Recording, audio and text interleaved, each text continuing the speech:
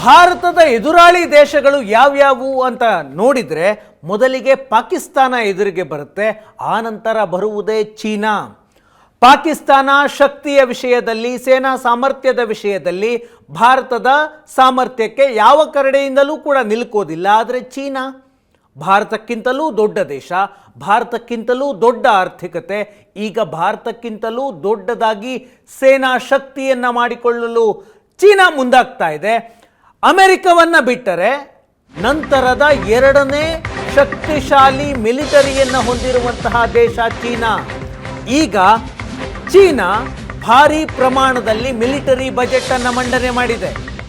ಭಾರತಕ್ಕಿಂತ 3 ಪಟ್ಟು ಹೆಚ್ಚು military budget ಅನ್ನು ಚೀನಾ ಮಂಡನೆ ಮಾಡಿದೆ.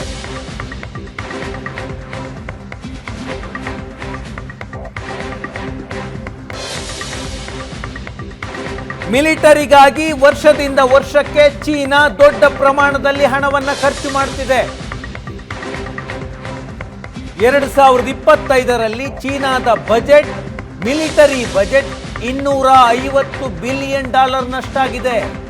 ಭಾರತದ ಮಿಲಿಟರಿ ಬಜೆಟ್ಗೆ ಕಂಪೇರ್ ಮಾಡಿದ್ರೆ 3 ಪಟ್ಟು ಹೆಚ್ಚಾಗುತ್ತೆ. $250 ಬಿಲಿಯನ್ ಮಿಲಿಟರಿ ಬಜೆಟ್ ಅನ್ನ ಚೀನಾ ಮಾಡಿದೆ ಈ ವರ್ಷ. ಚೀನಾಗೆ ಟಾರ್ಗೆಟ್ ಇರೋದು ಅಮೆರಿಕದಂತಹ ಶಕ್ತಿಶಾಲಿ ಮಿಲಿಟರಿಯನ್ನ ಮೀರಿಸಬೇಕು ಅಂತ. ಇದರಿಂದ ಆತಂಕ ಇರೋದು ಪಕ್ಕದ ದೇಶ ಭಾರತಕ್ಕೆ. ಭಾರತದ ಪಕ್ಕದಲ್ಲೊಂದು ಶಕ್ತಿಶಾಲಿ ಮಿಲಿಟರಿಯ ದೇಶ ನಿಂತರೆ ಸಹಜವಾಗಿ ಭದ್ರತೆಗೆ ಭೀತಿಯಾಗುತ್ತೆ. ಜಾಗತಿಕ ಸೇನಾ ಶಕ್ತಿಯಾಗುವತ್ತ ಚೀನಾ ಹೆಜ್ಜೆ ಇಟ್ಟಿದೆ. ಅದರ ಇಂಪ್ಯಾಕ್ಟ್ ಭಾರತದ ಮೇಲೆ ಏನಾಗುತ್ತೆ? ಸಹಜವಾಗಿ ಭಾರತ ಮತ್ತು ಚೀನಾ ಲಡಾಖ್ ವಿಷಯದಲ್ಲಿ 2020ರಲ್ಲಿ ಎರಡೂ ಸೇನೆಗಳ ಮಧ್ಯೆ ಕಾದಾಟ ಆಗಿತ್ತು. ಭಾರತದಲ್ಲೂ ಸೈನಿಕರು ಬಲಿದಾನ ಆಗಿತ್ತು. ಚೀನಾದಲ್ಲಿ 40ಕ್ಕೂ ಹೆಚ್ಚು ಸೈನಿಕರನ್ನ ಭಾರತೀಯ ಸೈನಿಕರು ಕೊಂದು ಹಾಕಿದ್ರು. ಅದಾದ ನಂತರ ಎರಡೂ ದೇಶಗಳ ಮಧ್ಯೆ ಸಂಬಂಧ ಅಷ್ಟಕ್ಕೆ ಅಷ್ಟೇ ಅನ್ನುವಂತಹ ಸ್ಥಿತಿ ನಿರ್ಮಾಣ ಆಗಿದೆ. ಭಾರತ ಮತ್ತು ಚೀನಾ ಮಧ್ಯೆ 1962ರಲ್ಲಿ ಒಂದು ಯುದ್ಧ ಆಗಿತ್ತು. ಆ ಯುದ್ಧದಲ್ಲಿ ಭಾರತ ಸೋತಿದೆ. ಅದಾದ ನಂತರ ಭಾರತ ಮತ್ತು ಚೀನಾದ ಮಧ್ಯೆ ಒಂದು ರೀತಿಯ ಮುಸುಕಿನ ಗುದ್ದಾಟ ಇತ್ತು. ಅದು ನೇರ ಫೈಟ್ಗೆ ಕಾರಣ ಆಗಿದ್ದು 2020ರಲ್ಲಿ. ಈಗ ಪಕ್ಕದ ದೇಶ ಚೀನಾ ಮಿಲಿಟರಿಯಾಗಿ ಶಕ್ತಿಶಾಲಿ ಆಗಬೇಕು ಅಂತ ಬಯಸ್ತಾ ಇದೆ. ಈಗೇನು ಬಯಸ್ತಾ ಇಲ್ಲ, ತುಂಬ ವರ್ಷಗಳ ಪ್ರಿಪ್ರೇಷನ್ ಇಂದ ಈಗ ಒಂದು ಹಂತಕ್ಕೆ ಬಂದಿದೆ. ಈ ಬಾರಿ ಚೀನಾದ ಸರ್ಕಾರ, ಕಮ್ಯುನಿಸ್ಟ್ ಸರ್ಕಾರ $249 ಬಿಲಿಯನ್ ದೊಡ್ಡ ಮಿಲಿಟರಿ ಬಜೆಟ್ ಅನ್ನು ಮಂಡನೆ ಮಾಡಿದೆ. ಭಾರತದ ಮಿಲಿಟರಿ ಬಜೆಟ್ಗೆ ಕಂಪೇರ್ ಮಾಡಿದ್ರೆ 3 ಪಟ್ಟು ಹೆಚ್ಚು. ಚೀನಾದ ನಂಬರ್ಸು ಮತ್ತು ಭಾರತದ ಮಿಲಿಟರಿ ಬಜೆಟ್ ಎರಡನ್ನೂ ನೋಡೋದಾದ್ರೆ ಚೀನಾದ ಮಿಲಿಟರಿ ಬಜೆಟ್ $249 ಬಿಲಿಯನ್, ಅಂದರೆ ಭಾರತದ ರೂಪಾಯಿ ಲೆಕ್ಕದಲ್ಲಿ 21.7 ಲಕ್ಷ ಕೋಟಿ ರೂಪಾಯಿ. ಭಾರತದ ಮಿಲಿಟರಿ ಬಜೆಟ್ ಎಷ್ಟು? $79 ಬಿಲಿಯನ್, ಅಂದರೆ 6.8 ಲಕ್ಷ ಕೋಟಿಯಷ್ಟು ನಮ್ಮ ಬಜೆಟ್. ಆದರೆ ನಮ್ಮ 3 ಪಟ್ಟುಗಿಂತಲೂ ಮೀರಿ ಚೀನಾದ ಮಿಲಿಟರಿ ಬಜೆಟ್ ಇದೆ. ಇದು ಸಹಜವಾಗಿ ಆತಂಕಕ್ಕೆ ಕಾರಣವಾಗ್ತಾ ಇದೆ. ಈಗ ಜಗತ್ತಿನ ಶಕ್ತಿಶಾಲಿ ಸೇನೆ ಯಾರದ್ದು? ಅಮೆರಿಕದ್ದು. ಯಾವುದೇ ಆರ್ಗ್ಯುಮೆಂಟ್ಸ್ ಇಲ್ಲದೆ ಅಮೆರಿಕದ್ದು ಅಂತ ಹೇಳ್ತಾರೆ. ಎರಡನೇದ್ದು ಯಾರು? ಚೀನಾ. ಅತಿ ಹೆಚ್ಚು ಮಿಲಿಟರಿಗಾಗಿ ಹಣವನ್ನು ಖರ್ಚು ಮಾಡುವಂತಹ ದೇಶ ಅಮೆರಿಕವನ್ನು ಬಿಟ್ಟರೆ ಎರಡನೇ ಸ್ಥಾನದಲ್ಲಿ ಚೀನಾ ಇದೆ, ಮೂರನೇ ಸ್ಥಾನದಲ್ಲಿ ಭಾರತ ಇದೆ. ಚೀನಾ ಪ್ರತಿ ವರ್ಷ ಮಿಲಿಟರಿಗಾಗಿ ಖರ್ಚು ಮಾಡುವ ಹಣವನ್ನು ಹೆಚ್ಚಳ ಮಾಡ್ತಾನೆ ಇದೆ. ಈಗ ಉದಾಹರಣೆಗೆ ಅಮೆರಿಕದ ಸೇನಾ ಬಜೆಟ್, ಮಿಲಿಟರಿ ಬಜೆಟ್ ಎಷ್ಟು? $968 ಬಿಲಿಯನ್. ಜಗತ್ತಿನಲ್ಲೇ ಅತಿ ಹೆಚ್ಚು ಮಿಲಿಟರಿಗಾಗಿ ಹಣವನ್ನು ಖರ್ಚು ಮಾಡುವಂತಹ ದೇಶ ಅಮೆರಿಕ. ಭಾರತದ ರೂಪಾಯಿ ಲೆಕ್ಕದಲ್ಲಿ ಹೇಳೋದಾದರೆ 845 ಲಕ್ಷ ಕೋಟಿ, 845 ಲಕ್ಷ ಕೋಟಿ ರೂಪಾಯಿ ಬಜೆಟ್ ಮಿಲಿಟರಿಗದು ಅಮೆರಿಕದ್ದು. ಚೀನಾ ಆ ನಿಟ್ಟಿನಲ್ಲಿ ಅಮೆರಿಕಕ್ಕೆ ಸೆಡ್ಡು ಹೊಡೆಯೋದಕ್ಕೆ ಪ್ರಯತ್ನವನ್ನು ಮಾಡ್ತಾ ಇದೆ. ನಂಬರ್ಸ್ ನೋಡಿದ್ರೆ ಅಮೆರಿಕದ್ದು ವಿಪರೀತ ಜಾಸ್ತಿ ಇದೆ ಅಂತ ನಿಮಗೆ ಅನ್ನಿಸಬಹುದು. ಆದರೆ ಚೀನಾದ ಮಿಲಿಟರಿ ಸ್ಪೆಂಡಿಂಗ್, ಮಿಲಿಟರಿಗೆ ಖರ್ಚು ಮಾಡ್ತಿರುವಂತಹ ಹಣ ವರ್ಷದಿಂದ ವರ್ಷಕ್ಕೆ ಹೆಚ್ಚಾಗ್ತಾ ಇದೆ, ದೊಡ್ಡ ಪ್ರಮಾಣದಲ್ಲಿ ಹೆಚ್ಚಾಗ್ತಾ ಇದೆ. $249 ಬಿಲಿಯನ್ ಚೀನಾ ಒಂದು ವರ್ಷಕ್ಕೆ ಖರ್ಚು ಮಾಡಿದರೆ ಅಮೆರಿಕ $968 ಬಿಲಿಯನ್ ಅಂದರೆ ಹೆಚ್ಚು ಕಡಿಮೆ 1 ಟ್ರಿಲಿಯನ್ ಖರ್ಚು ಮಾಡ್ತಾ ಇದೆ. ಚೀನಾ $249 ಬಿಲಿಯನ್ ಅಂತ ಅಧಿಕೃತವಾಗಿ ತಮ್ಮ ಬಜೆಟ್ನಲ್ಲಿ ಹೇಳುತ್ತೆ. ಆದರೆ ವರದಿಗಳ ಪ್ರಕಾರ ಚೀನಾ ಬಜೆಟ್ಗೂ ಮೀರಿ 40% ಹೆಚ್ಚು ಖರ್ಚು ಮಾಡುತ್ತೆ ಅನ್ನುವ ವಿಚಾರ. ಯಾಕಂದರೆ ಚೀನಾ ಈಗಾಗಲೇ ಸೇನಾ ಸಾಮರ್ಥ್ಯದ ವಿಷಯದಲ್ಲಿ ಅಮೆರಿಕಕ್ಕೆ ಸರಿಸಮನಾಗಿ ನಿಲ್ಲುವಷ್ಟರ ಮಟ್ಟಿಗೆ ಬೆಳೆದಿದೆ. ಅಮೆರಿಕದ ಮಿಲಿಟರಿ ಸ್ಪೆಂಡಿಂಗ್ ಯಾಕೆ ಅಷ್ಟು ದೊಡ್ಡದಾಗಿದೆ ಅಂದರೆ ಅಮೆರಿಕದ ಸೇನೆ ಜಗತ್ತಿನ ಬೇರೆ ಬೇರೆ ದೇಶಗಳಲ್ಲಿ ತಮ್ಮ ಸೇನಾ ನೆಲೆಗಳನ್ನು ಹೊಂದಿದೆ. ಆ ಕಾರಣಕ್ಕಾಗಿ ಮಿಲಿಟರಿ ಸ್ಪೆಂಡಿಂಗ್ ಜಾಸ್ತಿ ಇದೆ. ಆದರೆ ಸಾಮರ್ಥ್ಯದ ವಿಷಯದಲ್ಲಿ ಅಮೆರಿಕಕ್ಕೆ ಸರಿಸಾಟಿಯಾಗಿ ನಿಲ್ಲುವಂತಹ ಸಾಮರ್ಥ್ಯವನ್ನು ಚೀನಾ ಹೊಂದಿರುವ ಸಾಧ್ಯತೆ ಇದೆ. ಈ ಬಗ್ಗೆ ಅಮೆರಿಕ ಮಧ್ಯಪ್ರಾಚ್ಯದಲ್ಲಿ ಹಲವು ಸೇನಾ ನೆಲೆಗಳನ್ನು ಹೊಂದಿದೆ. ಇನ್ನು ಯುರೋಪ್ನಲ್ಲಿ ಸೇನಾ ನೆಲೆಗಳನ್ನು ಹೊಂದಿದೆ. ದಕ್ಷಿಣ ಕೊರಿಯಾದಲ್ಲಿ ಸೇನಾ ನೆಲೆ ಇದೆ. ಜಪಾನ್ನಲ್ಲಿ ಸೇನಾ ನೆಲೆ ಇದೆ. ಆ ಕಾರಣಕ್ಕಾಗಿ ಅಮೆರಿಕದ ಮಿಲಿಟರಿ ಬಜೆಟ್ ಜಾಸ್ತಿ ಇದೆ. ಚೀನಾ ತನ್ನ ದೇಶದಲ್ಲಿ ಮಾತ್ರ ಮಿಲಿಟರಿ ನೆಲೆಗಳನ್ನು ಹೊಂದಿದೆ. ಆದರೂ ದೊಡ್ಡ ಪ್ರಮಾಣದಲ್ಲಿ ಹಣವನ್ನು ಖರ್ಚು ಮಾಡ್ತಾ ಇದೆ. ಜಾಗತಿಕವಾಗಿ ಚೀನಾಗೆ ಟಾರ್ಗೆಟ್ ಅಮೆರಿಕ. ಆ ಕಾರಣಕ್ಕಾಗಿ ಅಮೆರಿಕಕ್ಕೆ ಸರಿಸಾಟಿಯಾಗಿ ನಿಲ್ಲಬೇಕು ಅನ್ನುವಂತಹ ಪ್ರಯತ್ನವನ್ನು ಚೀನಾ ಮಾಡ್ತಾ ಇದೆ.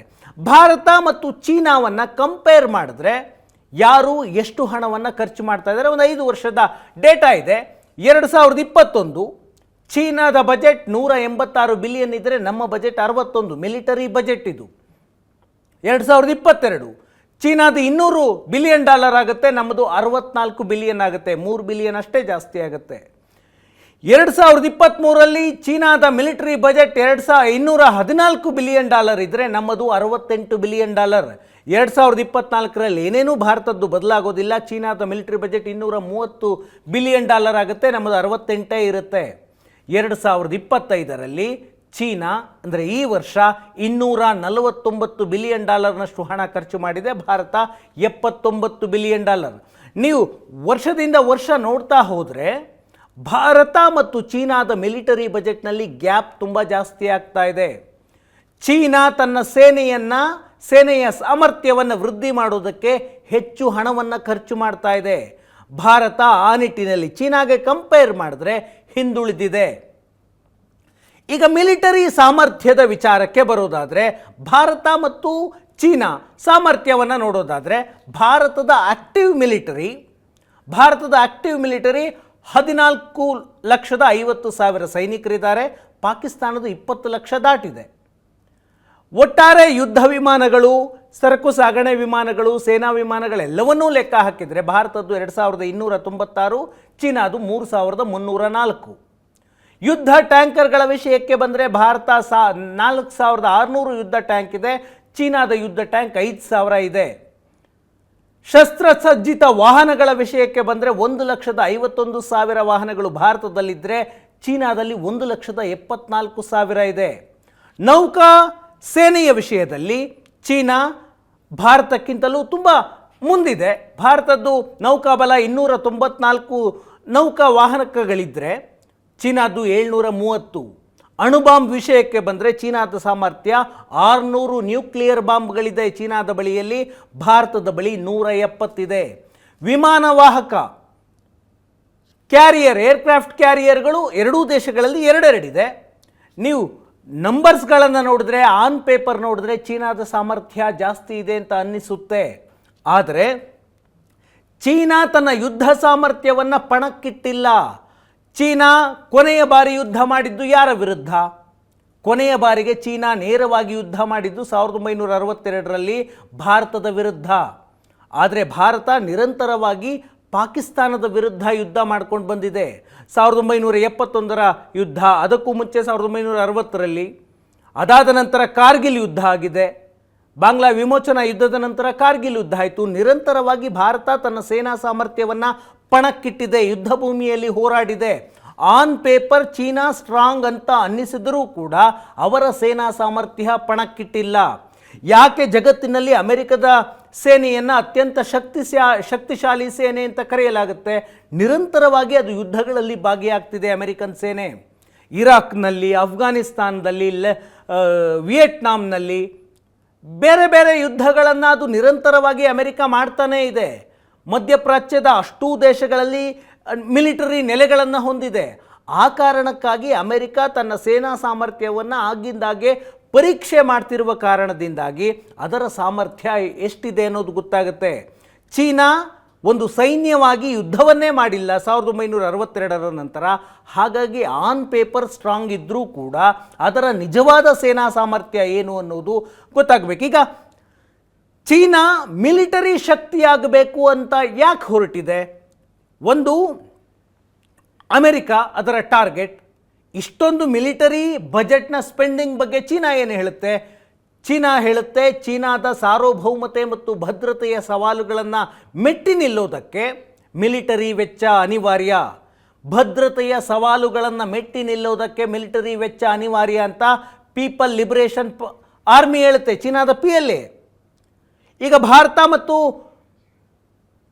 ಚೀನಾದ ಮಿಲಿಟರಿಯ ವಿಷಯವಾಗಿ ನೋಡಿದ್ರೆ, ಚೀನಾ ತನ್ನ GDPಯ 2.5% ಮಿಲಿಟರಿಗಾಗಿ ಖರ್ಚು ಮಾಡುತ್ತೆ.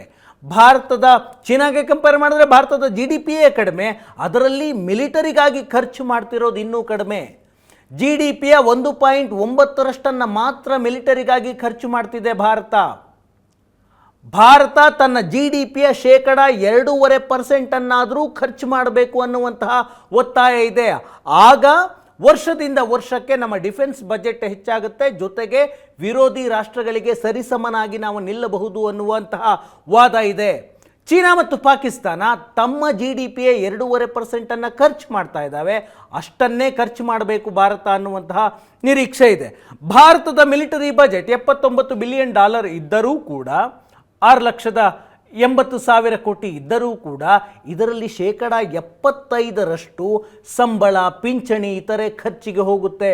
ಉಳಿದ 25%ರಲ್ಲಿ ನಾವು ಶಸ್ತ್ರಾಸ್ತ್ರಗಳನ್ನು ಖರೀದಿ ಮಾಡಬೇಕು, ಸೇನೆಯ ಆಧುನೀಕರಣವನ್ನು ಮಾಡಬೇಕು, ಯುದ್ಧ ವಿಮಾನಗಳನ್ನು ತೆಗೆದುಕೊಳ್ಬೇಕು, ಮೇಂಟೆನೆನ್ಸ್ ಆಗಬೇಕು, ಎಲ್ಲವೂ ಆಗಬೇಕಾಗುತ್ತೆ. ಹಾಗಾಗಿ ಭಾರತದ ಡಿಫೆನ್ಸ್ ಬಜೆಟ್ ಹೆಚ್ಚಾಗಬೇಕು ಅನ್ನುವಂತಹ ಬೇಡಿಕೆ ಇದೆ. ಚೀನಾಗೆ ಟಾರ್ಗೆಟ್ ಇರೋದೇ ಅಮೆರಿಕ. ಅಮೆರಿಕದ ಶಕ್ತಿ, ಅಮೆರಿಕವನ್ನು ಎಲ್ಲ ಕ್ಷೇತ್ರಗಳಲ್ಲೂ ಹಿಂದಾಕಬೇಕು ಅನ್ನೋದು ಚೀನಾದ ಮಹತ್ವಾಕಾಂಕ್ಷೆ. ಆರ್ಥಿಕತೆಯ ದೃಷ್ಟಿಯಲ್ಲಿ ನೋಡಿದ್ರೂ ಕೂಡ ಅಮೆರಿಕದ ಸ್ವಲ್ಪವೇ ಹಿಂದಿದೆ ಚೀನಾ.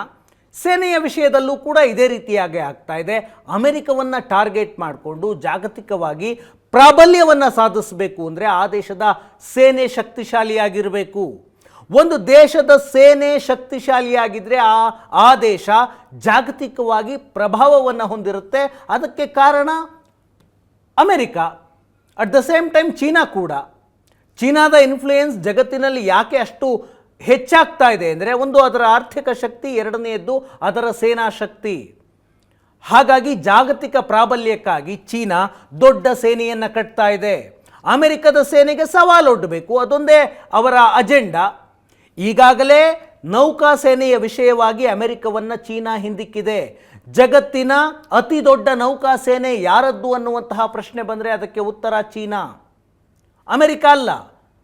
ವಾಯುಸೇನೆ ಮತ್ತು ಭೂಸೇನೆಯ ವಿಷಯದಲ್ಲೂ ಕೂಡ ದೊಡ್ಡ ಪ್ರಮಾಣದಲ್ಲಿ ಖರ್ಚು ಮಾಡ್ತಾ ಇದೆ ಚೀನಾ. ಅಮೆರಿಕವನ್ನು ಹಿಂದಿಕ್ಕಬೇಕು, ಅಮೆರಿಕದ ಶಕ್ತಿಗೂ ಮೀರಿ ತನ್ನ ಸಾಮರ್ಥ್ಯವನ್ನು ಹೆಚ್ಚಳ ಮಾಡಿಕೊಳ್ಬೇಕು. ಅದಕ್ಕೇನು ಮಾಡ್ತಾ ಇದೆ? ತನ್ನ ಇಡೀ ಮಿಲಿಟರಿ ವ್ಯವಸ್ಥೆಯನ್ನು ಆಧುನೀಕರಣ ಮಾಡ್ತಾ ಇದೆ, ಹೊಸ ತಂತ್ರಜ್ಞಾನವನ್ನು ಅಳವಡಿಕೆ ಮಾಡಿಕೊಳ್ತಾ ಇದೆ, ದೇಶೀಯವಾಗಿ ಶಸ್ತ್ರಾಸ್ತ್ರಗಳು ಮತ್ತು ಯುದ್ಧ ವಿಮಾನಗಳನ್ನು ಉತ್ಪಾದನೆ ಮಾಡ್ತಾ ಇದೆ. 5ನೇ ತಲೆಮಾರಿನ ಯುದ್ಧ ವಿಮಾನವನ್ನು ಅಭಿವೃದ್ಧಿಪಡಿಸಿರುವಂತಹ 2ನೇ ದೇಶ ಚೀನಾ, ಅಮೆರಿಕವನ್ನು ಬಿಟ್ಟರೆ. ಅಮೆರಿಕದಲ್ಲಿ F-35 ಅನ್ನುವ 5ನೇ ತಲೆಮಾರಿನ ಯುದ್ಧ ವಿಮಾನ ಇದೆ. ಅದು ಬಿಟ್ಟರೆ ರಷ್ಯಾದಲ್ಲಿ ಸುಕೋಯ್ 57 ಇದೆ. ಅದಾದ ನಂತರ ಚೀನಾ ಅಭಿವೃದ್ಧಿ ಮಾಡಿದೆ J-35. ಈ ವಿಮಾನವನ್ನು ಪಾಕಿಸ್ತಾನಕ್ಕೂ ಕೊಡ್ತೀನಿ ಅಂತ ಚೀನಾ ಮಾತಾಡ್ತಾ ಇದೆ. ಹಾಗಿದ್ರೆ ಭಾರತ ಏನು ಮಾಡಬೇಕು ಈ ವಿಷಯದಲ್ಲಿ? ಚೀನಾ ತನ್ನ ಮಿಲಿಟರಿ ಬಜೆಟ್ನಲ್ಲಿ ದೊಡ್ಡ ಪ್ರಮಾಣದಷ್ಟು ಹಣವನ್ನು ಖರ್ಚು ಮಾಡ್ತಾ ಇದೆ. ಚೀನಾದ ಸೇನಾ ಸಾಮರ್ಥ್ಯವನ್ನು ಹೆಚ್ಚಳ ಮಾಡಿಕೊಳ್ತಾ ಇದೆ. ಈಗ ಭಾರತದ ತುರ್ತು ಅಗತ್ಯ ಏನು? ಎದುರಾಳಿಯಾಗಿ ಚೀನಾದ ಸಾಮರ್ಥ್ಯಕ್ಕೆ ಸರಿಸಾಟಿಯಾಗಿ ನಿಲ್ಲಬೇಕು ಅಂದರೆ ಭಾರತ ಏನು ಮಾಡಬೇಕು? ಭಾರತದ ತುರ್ತು ಅಗತ್ಯ ಏನು? ಒಂದು, ವೇಗವಾಗಿ ಭಾರತದ ಸೇನೆಯ ಆಧುನೀಕರಣ ಆಗಬೇಕು, ಅತ್ಯಾಧುನಿಕ ತಂತ್ರಜ್ಞಾನ ಅಳವಡಿಕೆ ಆಗಬೇಕು. ಈಗಾಗಿದೆ, ಇನ್ನೂ ಅಗತ್ಯ ತುಂಬ ಇದೆ. ಜೊತೆಗೆ ಭಾರತೀಯ ವಾಯುಸೇನೆಗೆ ತುರ್ತಾಗಿ ಎಮರ್ಜೆನ್ಸಿ ಅಟ್ ಎನಿ ಕಾಸ್ಟ್ 5ನೇ ತಲೆಮಾರಿನ ಯುದ್ಧ ವಿಮಾನ ಬೇಕು. 5th ಜನರೇಷನ್ ಫೈಟರ್ ಜೆಟ್ ಬೇಕು. ಚೀನಾದ ಬಳಿ ಇದೆ, ಅಮೆರಿಕದ ಬಳಿ ಇದೆ. ಹಾಗಾಗಿ ಭಾರತದಂತಹ ದೇಶಕ್ಕೆ ಅತ್ಯಂತ ಅಗತ್ಯವಾಗಿ ಬೇಕು. ಚೀನಾ J-20 ಮತ್ತು J-35 ಎನ್ನುವಂತಹ 5ನೇ ತಲೆಮಾರಿನ ಯುದ್ಧ ವಿಮಾನಗಳನ್ನು ಅಭಿವೃದ್ಧಿಪಡಿಸಿದೆ. ಅಷ್ಟೇ ಅಲ್ಲ, 6ನೇ ತಲೆಮಾರಿನ ಯುದ್ಧ ವಿಮಾನ ಅಭಿವೃದ್ಧಿಪಡಿಸುವುದಕ್ಕೆ ಈಗಲೇ ಕೆಲಸ ಆರಂಭ ಮಾಡಿದೆ. ನಮ್ಮ ಹತ್ತಿರ 5ನೇ ತಲೆಮಾರಿನ ಪ್ರೋಟೋಟೈಪ್ ಅಷ್ಟೇ ಇದೆ, ಮಾದರಿ ಅಷ್ಟೇ ಇದೆ, ಇನ್ನೂ ಡೆವಲಪ್ ಆಗಿಲ್ಲ. HAL AMCA ಅನ್ನುವಂತಹ ತೇಜಸ್ AMCA ಆಮ್ಕಾ ಯುದ್ಧ ವಿಮಾನವನ್ನು ಅಭಿವೃದ್ಧಿ ಮಾಡಬೇಕು ಅಂತ 15 ವರ್ಷಗಳಿಂದ ಪ್ರಯತ್ನ ಮಾಡ್ತಾ ಇದೆ, ಆಗಿಲ್ಲ. ಇವತ್ತಿನಿಂದಲೇ ಪ್ರಯತ್ನ ಆರಂಭವಾದರೂ 2036ರವರೆಗೆ ಅದು ಸಿಗೋದಿಲ್ಲ. ಹಾಗಾಗಿ ತುರ್ತಾಗಿ ಬೇಕು, ಖರೀದಿ ಮಾಡಬೇಕು. ಈಗಾಗಲೇ ರಷ್ಯಾ ಸುಖೋಯ್ 57 ಕೊಡ್ತೀವಿ ಅಂತ ಹೇಳಿದೆ, ಅಮೆರಿಕ F-35 ಕೊಡ್ತೀವಿ ಅಂತ ಹೇಳಿದೆ. ಯಾವುದನ್ನಾದರೂ ಒಂದನ್ನು ತೆಗೆದುಕೊಳ್ಳಲೇಬೇಕು. ಅಂತಹ ಸ್ಥಿತಿಯಲ್ಲಿ ಈಗ ಭಾರತೀಯ ವಾಯುಸೇನೆ ಇದೆ. ಭಾರತೀಯ ವಾಯುಸೇನೆಯ ಸ್ಟ್ರೆಂತ್ ಏನು? 42 ಸ್ಕ್ವಾಡ್ರನ್ ಇರಬೇಕು, ವಿಮಾನಗಳ ತಂಡ. ಒಂದು ಬೆಟಾಲಿಯನ್ ಅಂತ ಕರಿಬೋದು. ಸ್ಕ್ವಾಡ್ರನ್ ಅಂತ ಅಂದರೆ ಒಂದು ವಿಮಾನಗಳ ತಂಡ. ಒಂದು ಸ್ಕ್ವಾಡ್ರನ್ನಲ್ಲಿ 16ರಿಂದ 18 ಯುದ್ಧ ವಿಮಾನಗಳಿರುತ್ತವೆ. ಈಗ ನಮ್ಮ ಸ್ಟ್ರೆಂತ್ ಬೇಕಿರೋದು ದೇಶಕ್ಕೆ 42 ಸ್ಕ್ವಾಡ್ರನ್ ಬೇಕು. ಈಗ ಇರುವುದು ಕೇವಲ 30 ಯುದ್ಧ ವಿಮಾನಗಳ ತಂಡ ಇದೆ. ಒಂದು ಸ್ಕ್ವಾಡ್ರನ್ನಲ್ಲಿ 18ರಿಂದ 20 ಇರುತ್ತೆ. 12 ಸ್ಕ್ವಾಡ್ರನ್ಗಳ ಕೊರತೆ ಇದೆ, ಅದು ಫುಲ್ಫಿಲ್ ಆಗಬೇಕು. ದೀರ್ಘ ವ್ಯಾಪ್ತಿಯ ಕ್ಷಿಪಣಿಗಳು ತುರ್ತಾಗಿ ದೇಶಕ್ಕೆ ಬೇಕಾಗಿದೆ. ನೌಕಾಸೇನೆಗೆ ಅಗತ್ಯವಿರುವಂತಹ ಶಸ್ತ್ರಸಜ್ಜಿತ ಹಡಗುಗಳು ಬೇಕು. ಅತ್ಯಾಧುನಿಕ ಸಂವಹನ ವ್ಯವಸ್ಥೆ ಬೇಕು. ಸೈಬರ್ ಸಾಮರ್ಥ್ಯವಿರುವಂತಹ ಆಧುನಿಕ ತಂತ್ರಜ್ಞಾನ ಬೇಕು. ದೀರ್ಘಕಾಲದ ಯುದ್ಧಕ್ಕೆ ಅಗತ್ಯವಾದಂತಹ ಶಸ್ತ್ರಾಸ್ತ್ರಗಳ ಸಂಗ್ರಹ ಬೇಕು. ಮತ್ತು ದೀರ್ಘಕಾಲ ಯುದ್ಧ ಮಾಡುವಂತಹ ಸಾಮರ್ಥ್ಯ ದೇಶಕ್ಕೆ ಬೇಕು. ಅಂದರೆ ಶಸ್ತ್ರಾಸ್ತ್ರಗಳು ಬೇಕು. ಅತ್ಯಾಧುನಿಕ ಶಸ್ತ್ರಾಸ್ತ್ರಗಳು, ಅತ್ಯಾಧುನಿಕ ಫೈಟರ್ ಜೆಟ್ಗಳನ್ನು ತುರ್ತಾಗಿ ದೇಶ ಖರೀದಿ ಮಾಡಬೇಕಿದೆ. ಇಲ್ಲವೇ ಚೀನಾ ಸ್ವಂತವಾಗಿ ಅಭಿವೃದ್ಧಿ ಮಾಡ್ತಾ ಇದೆ ಶಸ್ತ್ರಾಸ್ತ್ರಗಳನ್ನು, ಯುದ್ಧ ವಿಮಾನಗಳನ್ನು. ಆ ವಿಷಯದಲ್ಲಿ ಭಾರತ ಒಂದಷ್ಟು ಪ್ರಯತ್ನ ಮಾಡ್ತಾ ಇದ್ರು. ಆ ಪ್ರಯತ್ನ ಏನೇನೂ ಅಲ್ಲ ಅನ್ನುವಷ್ಟರ ಮಟ್ಟಿಗಿದೆ. ಇದು ಮಿಲಿಟರಿಗೆ ಸಂಬಂಧಪಟ್ಟ ಸುದ್ದಿ.